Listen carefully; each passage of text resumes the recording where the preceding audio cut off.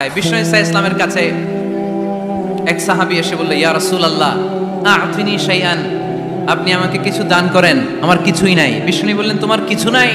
সাহাবী বললেন, ইয়া রাসূলুল্লাহ ঘরে আমার শুধু দুইটি জিনিস আছে। কয়টা? চিল্লায় বলেন কয়টা?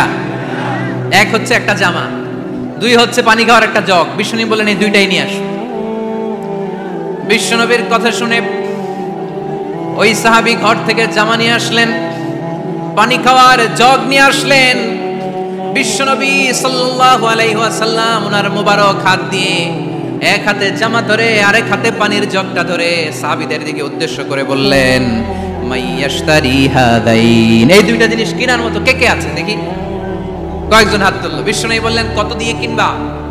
এক সাহাবী বলে, ইন্নী আশতারিহিমা বিদিরহাম, ও নবী যদিও এগুলো আমার দরকার নাই, কিন্তু আপনি যেহেতু নিলামে ডাক তুলেছেন, ইয়া রাসূলুল্লাহ ইয়া হাবিবাল্লাহ, আপনার সম্মানে আমি 1 দিরহাম দিয়ে দুইটা জিনিস কিনে নেব।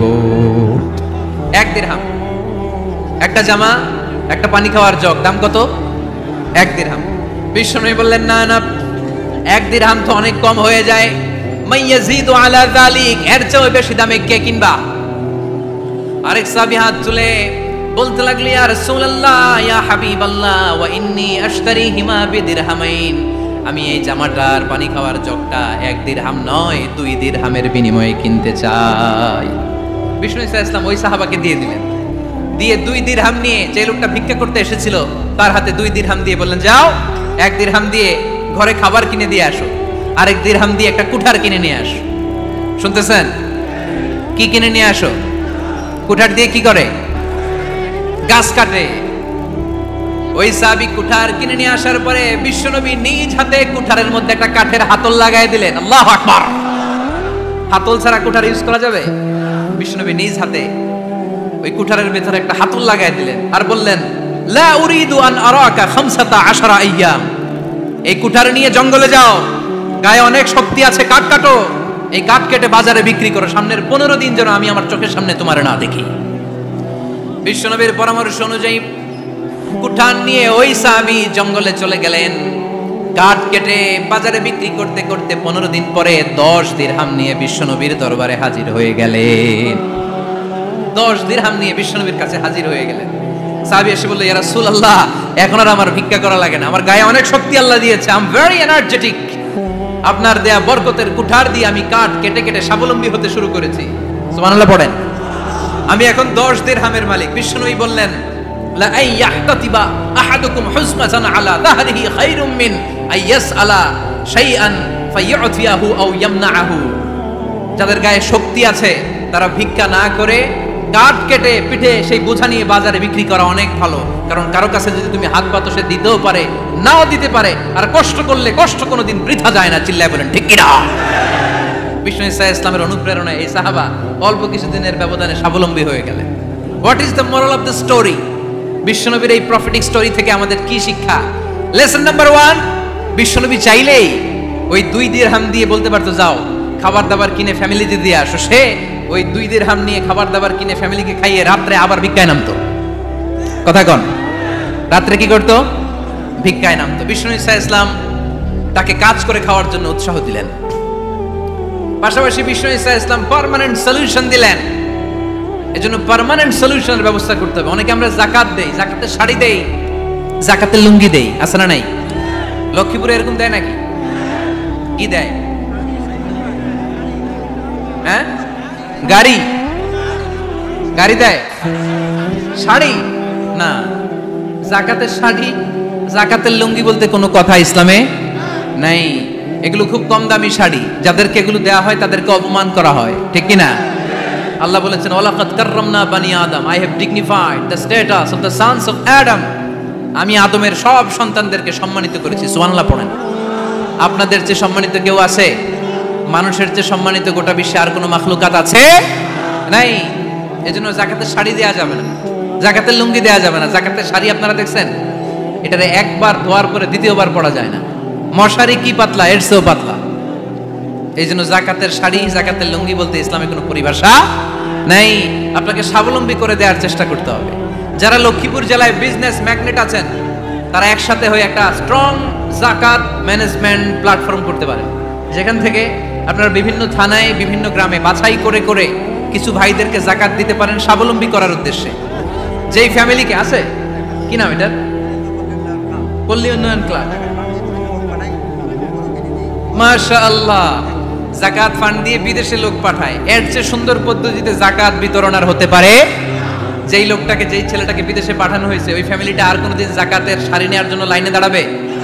যেই ছেলেটাকে ওনারা অস্ট্রেলিয়ান গাভী কিনে দিছে, দুধ বিক্রি করে যেই ফ্যামিলিটা স্বাবলম্বী হতে শুরু করেছে, তারা আর কোনোদিন যাকাতের লাইনে যেয়ে দাঁড়াবে না। এজন্য যাকাত দিতে হবে স্বাবলম্বী করার জন্য। ইসলাম আমাদেরকে এটাই শিখিয়েছে, কাজ করে খেতে হবে। কাজে লজ্জা নেই, লজ্জা হচ্ছে অলসতায়। লজ্জা কিসে? আজকের আলোচনা থেকে এটা মুখস্থ করে নিতে হবে। কাজে লজ্জা নেই। লক্ষ্মীপুরের ইয়াংস্টারেরা শ্রমে লজ্জা নেই, পরিশ্রমে লজ্জা নেই, লজ্জা অলসতায়। লজ্জা কিসে? আরো জোরে। নবীরা কি এমনি এমনি বসে বসে খাইছে? কঠিন পরিস্থিতিতেও নবীরা পরিশ্রম করে উপার্জন করা লেগেছে, ঠিক কিনা? সাইয়েদনা মারিয়াম আলাইহিস সালাম, যার নামে আল্লাহ তাআলা কোরআনে একটা সূরা দিলেন, উনি পৃথিবীতে এমন একজন মহিয়সী নারী, যেই নারীর গর্ভে, যেই নারীর পেটের ভেতরে স্বামীর স্পর্শ ছাড়া সন্তান দিয়েছে কে? সাইয়েদনা ঈসা আলাইহিস সালাম পেটে আসলেন। মারিয়াম আলাইহিস সালাম লজ্জা পেলেন। হায় হায়, কেমন করে এলাকাবাসীদের কাছে আমি আমার মুখ দেখাবো? বিয়ে করি নাই, স্বামী নাই, বিয়ে হয় নাই, স্বামী নাই, কিন্তু পেটে সন্তান চলে এসেছে। হায় হায়, এলাকায় কেমনে মুখ দেখাবো? লজ্জায় পড়ে মারিয়াম আলাইহিস সালাম এলাকা থেকে চলে গেলেন। কি অবাক করে কাণ্ড! বাচ্চা ভূমিষ্ঠ হওয়ার জন্য, বড় হওয়ার জন্য 6 মাস 7 মাস লাগে নাই, পেটে বাচ্চা আসার সাথে সাথে বাচ্চাটারে বড় করে দিয়েছে কে? সাইয়েদাতুনা মারিয়াম আলাইহিস সালাম এবার বসে বললেন, বুঝতে আরম্ভ করলেন প্রেগন্যান্সির পেইন উঠেছে। হঠাৎ করে পেট থেকে বাচ্চা ভূমিষ্ঠ হয়ে যাওয়ার পরে উনি কাঁপতে আরম্ভ করলেন। ক্ষুধার চোটে খাবার কিছু নাই, সামনে ঝর্ণা, উপরে একটা খেজুর গাছ। সাইয়েদনা ঈসা আলাইহিস সালামকে কোলে নিয়ে মারিয়াম আলাইহিস সালাম মনে মনে ভাবে, হায় রে, কেউ যদি একটু খেজুর পেড়ে দিত, এই ক্ষুধার মুহূর্তে আমি খেজুর খেয়ে পেটের ক্ষুধা নিবারণ করতাম। রব্বুল আলামিন মারিয়ামকে উদ্দেশ্য করে আয়াত নাজিল করে দিলেন, ওয়া হুজ্জি ইলাইকি বিজিযিন নাখলাতি তুসাকিত আলাইকি রতবান জানিয়া। কোরআন সাক্ষী, হুজ্জি ইলাইকি বিজিযিন নাখলা, এর মানে হচ্ছে মারিয়াম, কেউ পেড়ে দিবে না, একটু কষ্ট করে হাতটা উঁচু করে খেজুরের ডালা ধরে ঝাঁকুনি মারো, টষ্ট সে কাঁচা পাকা খেজুর নিচের দিকে পড়বে, তারপর তুমি তুলে খাবে। সুবহানাল্লাহ পড়েন। আল্লাহ চাইলে অটোমেটিক্যালি কারামাত হিসেবে খেজুরগুলো নিচে ফেলতে পারতেন না? কথা কোন? খেজুরগুলো অটোমেটিক্যালি নিচের দিকে পড়ছে? পড়ে নাই। আল্লাহ শিক্ষা দিয়েছে, যেই পরিস্থিতিতে থাকো না কেন, তোমাকে শ্রম ব্যয় করে, কষ্ট করে তোমার উপার্জন করতে হবে, রিজিকের বন্দোবস্ত করতে হবে। চিল্লায় বলেন ঠিক কিনা? ইসলাম আমাদেরকে এটাই শিখিয়েছে, কাজে লজ্জা নাই। আবার বিশ্বনবী বললেন, ইন খামাতিস সাআ ওয়া ফি ইয়াদি আহাদিকুম ফাসিলাতুন, তোমাদের কারো হাতে যদি একটা চারা বীজ থাকে, সে যদি দেখে কিয়ামত হতে শুরু করেছে, ফাইন ইসতাতাআ আইয়াগরিসাহা ক্বাবলা আন তাকুমাস সাআ ফালইয়াগরিসহা, কারো হাতে একটা চারা বীজ নিয়ত করেছে, চারা বীজটা রোপণ করবে, ইন দা মিন টাইম দেখলো কিয়ামত হতে শুরু করেছে, বিশ্বনবী বললেন, যদি তোমার সুযোগ থাকে কিয়ামত হওয়ার আগে চারা বীজটা রোপণ করে দাও। কথা বুঝতে পেরেছেন? আপনার হাতে একটা চারা বীজ, আপনি প্ল্যান করেছেন এই চারা বীজটা রোপণ করবেন, ইন দা মিন টাইম দেখলেন কি হওয়া শুরু হয়েছে? ইদা জুলজিলাতিল আরদু জিলজালাহা, দ্য বিগেস্ট আর্থকোয়েক, ভূমিকম্প শুরু হয়েছে, কিয়ামত হয়ে যাবে। বিশ্বনবী বললেন, কিয়ামত হইতেছে ওদিকে, আর তোমার হাতে যদি চারা বীজ থাকে, দেরি করো না, কিয়ামত তোমার কাছ পর্যন্ত আসার আগে সুযোগ পেলে চারা বীজটা রোপণ করে দাও। ইসলাম শিখিয়েছে শেষ নিঃশ্বাস পর্যন্ত তোমাকে লড়ে যেতে হবে। এই পৃথিবীতে কেউ কাউকে জায়গা করে দেয় না, জায়গা করে নিতে হয়। এই পৃথিবীটা, the life is not a bed of roses, এটা ফুল বিছানো কোনো ফুল সজ্জা নয়, এটা কণ্ঠকাকীর্ণ। কেউ আপনার স্পেস করে দিবে না, কেউ আপনাকে সুযোগ করে দিবে না, কেউ আপনার জায়গা করে দিবে না, বরং আপনি জায়গা করে নিলে টাইনা নিচে নামাবে। কথা বলেন? এজন্য কখনো অলসতাকে স্থান দেয়া যাবে। রাসূল বাত্তালি দুক্কানুশ শয়তান, অলস মস্তিষ্ক শয়তানের আড্ডা। অলস যদি কেউ থাকে, এটারে টেনে বেঁধে কাজে নামাবে, পারা যাবে? আলহামদুলিল্লাহ লক্ষ্মীপুরে এরকম অলস ছেলে পেলে নাই, আছে। আমরা আজকে অলসতাকে নো বলে যাবো মাহফিল থেকে। অলসতাকে আমরা কি বলবো? আওয়াজ করে বলতে হবে, অলসতাকে কি বলবো আমরা? মুমিনের জীবনে কোনো অলসতা নেই। অলস হয় মুনাফিকরা। অলস হয় কারা? চিল্লায় বলতে হবে। মুমিনরা অলস হয়। অলস হয় কারা? এজন্য কোরআনে আল্লাহ একথাও বলে দিলেন, ওয়াইদা কামু ইলাস সালাতি কামু কুসালা ইউরাউনান নাসা ওয়ালা ইয়াযকুরুনাল্লাহা ইল্লা কালিলা। সুবহানাল্লাহ পড়েন। মুনাফিকরা যখন মানুষকে দেখানোর জন্য নামাজে যায়, ওই নামাজে তাদের ইখলাস নাই, ওই নামাজের ভেতরে তাদের কোনো খুশু খুদু নাই, ওই নামাজের ভেতরে আছে শুধু অলসতা। ওই নামাজে কি আছে? কিন্তু আমরা যখন নামাজে যাই আমাদের অলসতা আছে? আমরা নামাজ পড়লে আমাদের হৃদয়টারে সজীব করে দেয় কে? আমরা উযু করলে আমাদের মনটাকে চাঙ্গা করে দেয় কে? আমরা মসজিদে ঢুকলে হৃদয়টাকে প্রাণবন্ত করে দেয় কে? মুমিন তো নামাজে গেলে চাঙ্গা হয়, মুমিন উযু করলে চাঙ্গা হয়। বিষ্ণু ঈসা ইসলাম বললেন, ইয়াকিদু শাইতানু আলা কাফিয়াতি রাসি আহাদিকুম ইদা নাম। খেয়াল করে শুনবেন লক্ষ্মীপুরের ভাইয়েরা, চমৎকার একটা হাদিস। আমরা যখন ঘুমোতে যাই, শয়তান আমাদের প্রত্যেকের মাথার পিছনে 3টা অলসতার গিট মারে। কয়টা? আওয়াজ করে বলেন। 3টা অলসতার গিট মারে। ইয়াকিদু শাইতানু আলা কাফিয়াতি রাসি আহাদিকুম সালাসা উকাব। 3টা গিট মারে যখন আমরা ঘুমোতে যাই। অলসতার 3টা গিট মেরে আমাদের কানের সামনে এসে ফিসফিস করে মন্ত্র পড়তে থাকে, আলাইসা লাইলুন তাওয়িলুন ফারকুদ, আলাইসা লাইলুন তাওয়িলুন ফারকুদ। বিশাল লম্বা রাত, ঘুমাও। অনেক সময় আছে, ঘুমাও। রাত 5টা বেজে যাচ্ছে, তাহাজ্জুদের সময় শেষ হয়ে যাচ্ছে, তখনও শয়তান বলে রাত অনেক লম্বা, ঘুমাও। ফজরের সময় পার হয়ে যাচ্ছে, সূর্য উঠে যাচ্ছে, শয়তান বলে আলাইসা লাইলুন তাওয়িলুন ফারকুদ, এখন অনেক সময় আছে, লম্বা লম্বা লম্বা চৌড়া রাত পড়ে আছে, তুমি ঘুমাও। বিশ্বনবী বললেন, ফাইন ইস্তাইকাযা ওয়া যাকারাল্লাহ ইনহাল্লাত উকদা। আমার উম্মতের কেউ যখন ঘুম থেকে জেগে ঘুম থেকে ওঠার দোয়া পড়া শুরু করে দেয়, অলসতার প্রথম গিটটা সাথে সাথে খুলে দেয় কে? আপনি ঘুম থেকে উঠেই যখন ঘুম থেকে ওঠার দোয়া পড়বেন, আপনার অলসতার প্রথম গিট খুলে দেয় কে? ঘুম থেকে ওঠার দোয়াটা কি? আলহামদুলিল্লাহিল্লাযী আহিয়ানা বা'দামা আমাতানা ওয়া ইলাইহিন নুশুর। প্রশংসা সে আল্লাহ, যে আল্লাহ আমাদেরকে লম্বা একটা ঘুম শেষে, মৃত্যু শেষে আমাদেরকে ঘুম থেকে উঠালেন। এই দোয়াটা পড়ার সাথে সাথে শয়তান যে 3টা গিট মারছে, ওই 3টার একটা খুলে দেয় কে? Fine তাওয়াদ্দা in হাল্লাত উকদা। ঘুম থেকে জেগে ঘুমের দোয়া পড়ার পরে যখন কেউ ওযু করে ফেলে, অলসতার দ্বিতীয় গিটটাও খুলে দেয় কে? ওযু করার পরে ফাইন সাল্লাত ইন হাল্লাত উকদা, নামাজের মুসল্লায় দাঁড়িয়ে যখন নামাজ শুরু করে দেয়, অলসতার 3 নাম্বার গিটটাও খুলে দেয় কে? 3টা গিট যখন খুলে দেয়, বিষ্ণু ঈসা ইসলাম বললেন, ফাসবাহা নাশীতাল কলব। নাশীত, তখন মুমিন বান্দা সজীব হয়ে ওঠে, প্রাণবন্ত হয়ে ওঠে, উচ্ছ্বসিত হয়ে ওঠে। ওয়া ইল্লা খাবিসান নাফসি কাসলান। আর যদি ঘুমিয়ে থাকে, 3টা গিট তার মাথার পেছনে শয়তানের অলসতার লেগে থাকে, তাহলে তার দিনটা শুরু হয় অলসতা দিয়ে, আর সে হয় অলসতার রাজা। চিল্লায় এখন ঠিক কিনা? এজন্য আমরা কি অলস হতে চাই না কর্মঠ হতে চাই? কোন নবীরা কি অলস ছিলেন? পৃথিবীতে কোন নবী অলস ছিলেন? সব নবী কর্মঠ ছিলেন। বিষ্ণু ঈসা ইসলাম বললেন, মা বাআসাল্লাহু নাবিয়্যান ইল্লা রাআল গানাম। এই পৃথিবীতে এমন কোন নবী নাই যেই নবী বকরি চড়ায় নাই। কি চড়ায় নাই? বকরিরে আপনারা লক্ষ্মীপুরের ভাষায় কি বলেন? কি বলেন? ছাগল। তো পৃথিবীতে এমন কোন নবী নাই যেই নবী কি চড়ায় নাই? ছাগল চড়ায় নাই। সাহাবারা বললেন, ইয়া রাসূলুল্লাহ আনতা কাযালিক, আপনিও ছাগল চড়াইছেন? বিষ্ণু ঈসা ইসলাম বললেন, না, আমিও ছাগল চড়িয়েছি। ওয়া ইন্নী আরআহা আলা কারারাইতি আহলি মক্কা, আমি তো মক্কাবাসীদের অল্প কিছু পয়সার বিনিময়ে তাদের ছাগলগুলোকে চড়িয়ে দিতাম। সুবহানাল্লাহ পড়বেন না? বিষ্ণু ঈসা ইসলাম ছাগল চড়াতেন। ছাগল চড়ানো সহজ কাজ না কঠিন কাজ? কেন কঠিন এটা? হ্যাঁ, টেরা খুঁটি মারে। হ্যাঁ, তো ছাগল যারা পালে তারা জানে ছাগল পালা কত কষ্ট। ওরে ডানে টান দিলেও কই যায়?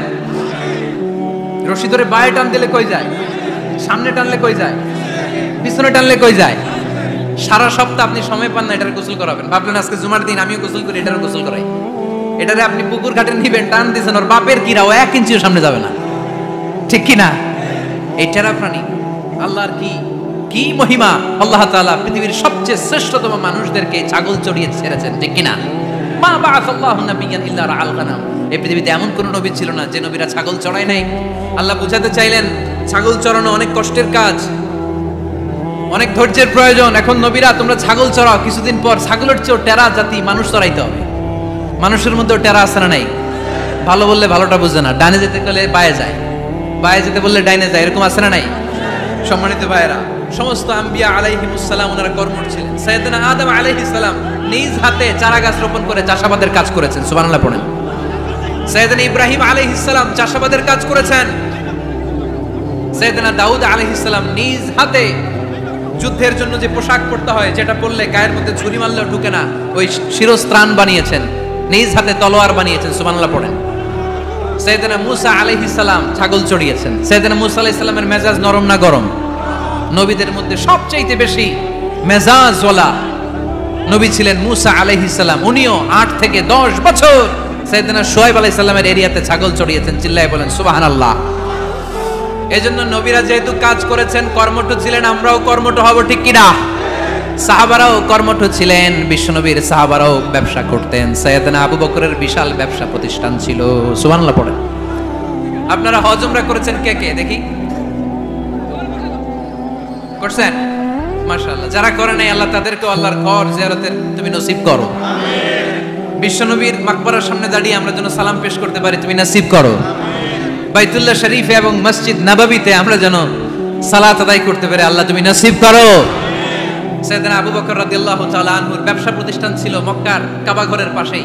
ওনার ব্যবসা প্রতিষ্ঠানগুলো যেখানে ছিল ঠিক ওইখানেই সৌদি সরকার এখন শপিং মল বানিয়ে দিয়েছে, মাতজার আবু বকর। মক্কা শহরের যেখানে বহিরাগতরা এসে ওখানে ছাগল, ওখানে ঘোড়া, উট এগুলো রাখতো, আস্তাবল রাখতো, ঘোড়া আর উট যেখানে রাখা হতো ঠিক ওই জায়গায় সৌদি সরকার ওটার পার্কিং লট বানায় দিয়েছে। মানে যেখানে আগে সাহাবাদের ব্যবসার জায়গা, ওইখানে বর্তমানে শপিং মল।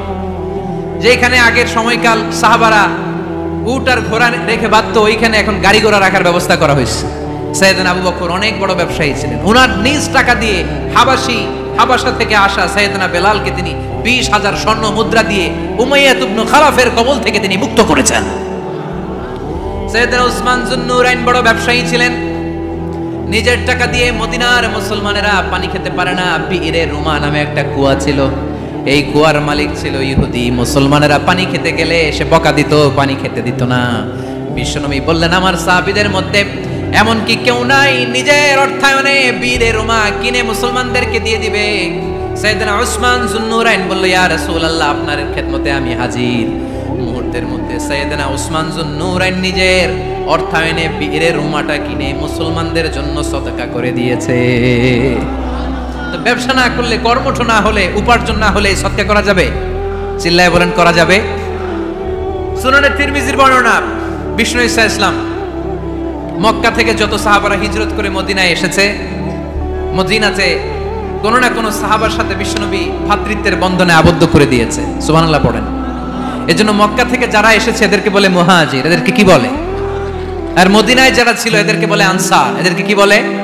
আওয়াজ করে উত্তর দিবেন। মক্কা থেকে যারা এসেছে তাদের নাম মুহাজির, আর যারা মদিনার সাহাবী তাদের নাম আনসার। আজকে এই মাহফিলে লক্ষ্মীপুর এর বাইরে থেকে কারা কারা আসছেন দেখি?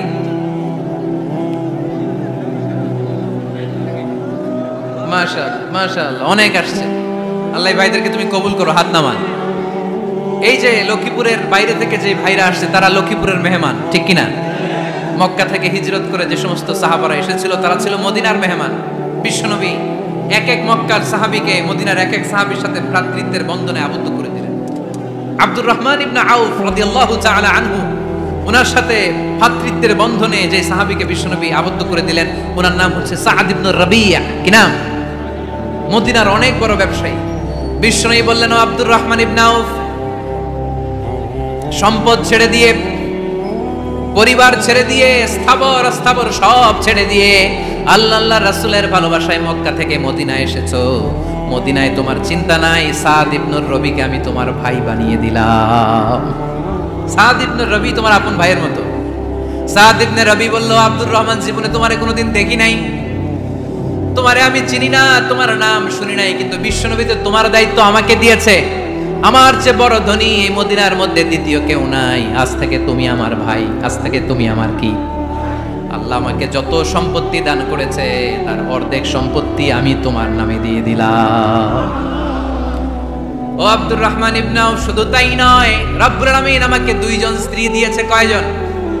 তুমি দেখো আমার কোন স্ত্রীকে তোমার বেশি ভালো লাগে, যার নাম তুমি বলবে সাথে সাথে আমি তারে তালাক দিয়ে দেব, তার ইদ্যত পালন শেষে তুমি তাকে বিয়ে করে তোমার সাথে নিয়ে যাবা। সুবহানাল্লাহ পড়ো।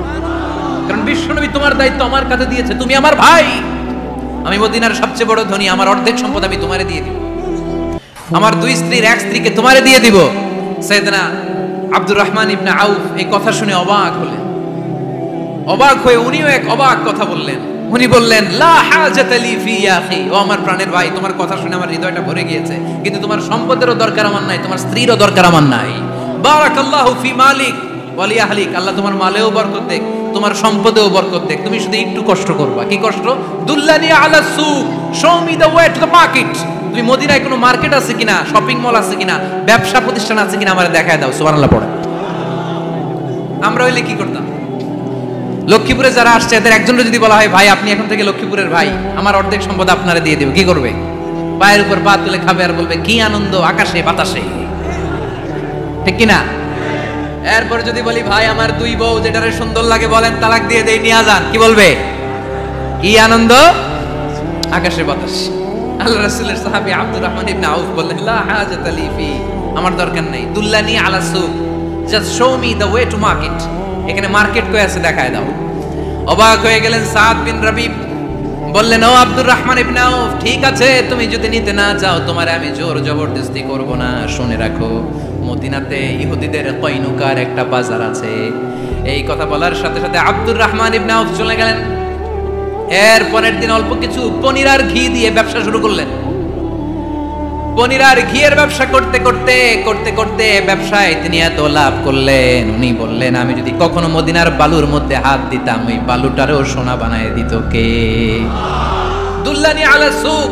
লক্ষ্মীপুরের কর্মঠ যুবক ভাইরা, এই আব্দুর রহমান ইবনে আউফ আমাদের প্রেরণা। উনি অন্যের ঘাড়ে পাড়া দিয়ে খেতে চায় নাই, আরেকজনের উপর ডিপেন্ডেন্ট বা নির্ভরশীল হতে চায় নাই। তিনি স্বাবলম্বী হওয়ার শিক্ষা, লেসেন কিয়ামত পর্যন্ত গোটা বিশ্বের যুবকদের জন্য রেখে গিয়েছে। চিল্লায় বলো ঠিক কিনা? দুল্লানি আলা সুক, show me the way to market. Market কোথায় দেখাও। পনির আর ঘি নিয়ে ব্যবসা করতে করতে কয়েক মাসের ব্যবধানে ইতিহাস সাক্ষী সাইয়েদনা আব্দুর রহমান ইবনে আউফ মদিনার বিশাল বড় বিজনেস ম্যাগনেটে পরিণত হয়ে গেলেন। চিল্লায় পড়েন আল্লাহু আকবার। এজন্য ব্যবসার ভিতরে বরকত ঢুকিয়ে দিয়েছে কে? বিষ্ণু বললেন, আত-তাজির আস-সাদুকাল আমিন মা'আন নাবিয়্যিন ওয়াস-সিদ্দীকিন ওয়াশ-শুহাদা'i ওয়াস-সালিহিন। আমানতদার ব্যবসায়ী তারা সাধারণ কোনো মানুষ নয়, কিয়ামতের দিন নবীদের সাথে হাসর হয়ে যাবে। আপনারা যারা ব্যবসা করেন, এটা সাধারণ বিষয় নয়। বিষ্ণু ইসলাম নিজেও ব্যবসায়ী ছিলেন। ওনার জীবনের প্রথমে তিনি খাদিজা রাদিয়াল্লাহু তাআলা আনহার ব্যবসার স্টাফ হয়ে কাজ শুরু করেছেন, এরপর নিজে ব্যবসা শুরু করেছেন। এরপরে খাদিজাতুল কুবরা রাদিয়াল্লাহু তাআলা আনহা সব সম্পত্তি বিয়ের পরে বিশ্বনবীর পায়ের সামনে ঢেলে দিয়েছেন। বললেন, ইয়া রাসূলুল্লাহ, এই সম্পদ আমি আপনাকে দিয়ে দিলাম, আপনি ইচ্ছামতো দিনের প্রয়োজনে খরচ করেন। সুবহানাল্লাহ পড়েন। এজন্য বিষ্ণু ইসলাম আমাদের জন্য উপমা, আব্দুর রহমান ইবনে আউফ আমাদের জন্য উপমা। যারা ব্যবসা করেন তারা বিষ্ণু ইসলামের সুন্নাহ পালন করছেন। আত-তাজির আস-সাদুক আল-আমিন। বিষ্ণু বললেন, সত্যবাদী আমানতদার ব্যবসায়ী, যে ব্যবসা করতে যায় মিথ্যা কথা বলে না। অনেক ব্যবসায়ীরা আছে পণ্য চালানোর জন্য মিথ্যা কথা বলে আর কসম কাটে, আছে না নাই? আহা, এমনটা করা যাবে? সকালবেলা স্ত্রীরে বলে, এই গরুগুলা বিক্রি করবো, তুই একটা দাম কত কমো? স্ত্রীরে শিখাই দিচ্ছে, এই গরুর দাম তুই 40,000। তো বউ বলে, ঠিক আছে, দাম কইলাম 40,000। তো এরপরে বাজারে যখন গরু বিক্রি করতে যায়, একজন যখন বলে যে ভাই এটা 30,000 টাকা দিয়ে কিনবো, কয় ভাই আল্লাহর কসম সকালে একজন 40,000 দাম কইছে, আমি দেই নাই। আছে না নাই? কৌশল করে। বউরে শিখাইছে সকালে, কই তুই দাম কর 40,000।